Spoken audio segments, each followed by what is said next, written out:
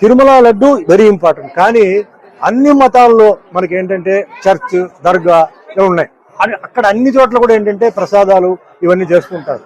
ఇప్పుడు వాళ్ళ ఆరోపణ ఏంటంటే దాంట్లో యానిమల్ ఫ్యాట్ అనేది మిక్స్ అయి ఉంది అని చెప్పారు. సరే, కొందరేమో చెక్ చేసాం ఉందంటున్నారు. సరే, ఉందనుకుంటే మరి అక్కడ ఉన్న బోర్డు వాళ్ళు ఏం చేశారు, అక్కడ ఉన్న ఒఫీషియల్స్ ఏం చేశారు? మరి ఇది ప్రాసెసింగ్ లో అదన్నీ చెక్కింగ్ ఉంటుందని విన్నాను. అంటే ట్యాంకర్ రాగానే చెక్కింగ్ ఉంది. మరి ట్యాంకర్ నుంచి ఎట్లా పాస్ అయింది? కాబట్టి ఇది చాలా జాగ్రత్తగా పరిశీలించి ఎవరైతే తప్పు చేస్తారో వాళ్ళని కఠినంగా శిక్షించాలి. ఎందుకంటే అనుమానం ఒకసారి వచ్చిన తర్వాత అది అందరి మీద పోతుంది. వాళ్ళు చేశారో లేదో, ఒక ఆఫీస్ లో ఒకటి తప్పు చేస్తే అందరికీ చెడ్డ పేరు వస్తుంది. అది తప్పదు, అది జరగకూడదు. ముఖ్యంగా ఏంటంటే ఇలాంటి భక్తి విషయంలో, దేవుడి విషయం ఏదైనా సరే, నేను చెప్పేది ముస్లిం అయినా, క్రిస్టియన్ అయినా, జైన్ అయినా, ఏదైనా దేవుడు ప్రసాదం వచ్చి అలా చేయడం చాలా మహాపాపం. అందులో వెంకటేశ్వర స్వామి పాత్ర నేను చేశాను.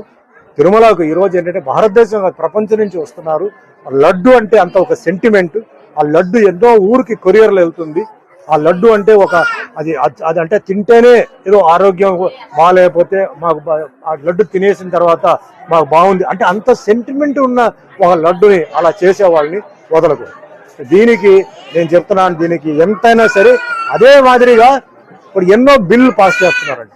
పార్లమెంట్ లో ఎన్నో బిల్లు పాస్ చేస్తున్నారు. నేనేం చెప్తానంటే మన భారతదేశంలో ఎన్నో మతాలు ఉన్నాయి. అంటే Hindu, Muslim, Christian, Sikh, Parsi, Jain, Buddhist ఉంది.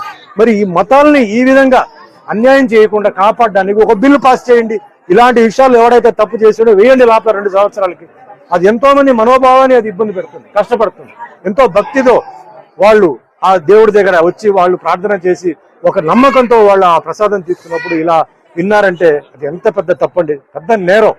అది టెర్రరిస్ట్ కన్నా చాలా పెద్ద తప్పది. కాబట్టి ఇది కఠినంగా ఇది చేయాలి, కానీ జాగ్రత్తగా చేయాలి. ఎవరు తప్పు చేశారో వాళ్ళని పట్టుకోవాలి.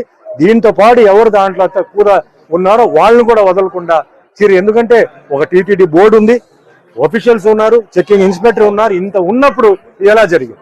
సో ఖచ్చితంగా దీనికి ఏ లెవెల్ అయినా సరే సీఎం చంద్రబాబు నాయుడు గారు, డిప్యూటీ సీఎం పవన్ కళ్యాణ్ గారు ఇది వదలకూడదు. ఇది ముఖ్యంగా హిందువులకి చాలా ఒక అవమానం, హిందూకు చాలా వాళ్ళ మనసుని దెబ్బ కొట్టినట్టు అవుతుంది. కాబట్టి ఇది ఖచ్చితంగా ఫాలో అప్ చేయాలి, దీన్ని వదలకూడదు. ఎవరైతే చేశారో వాళ్ళని కఠినంగా శిక్షించి వాళ్ళని ఏం చేయాలో ఖచ్చితంగా చేయాలి. దానికి నా సపోర్ట్ ఎప్పుడు ఉంటుంది.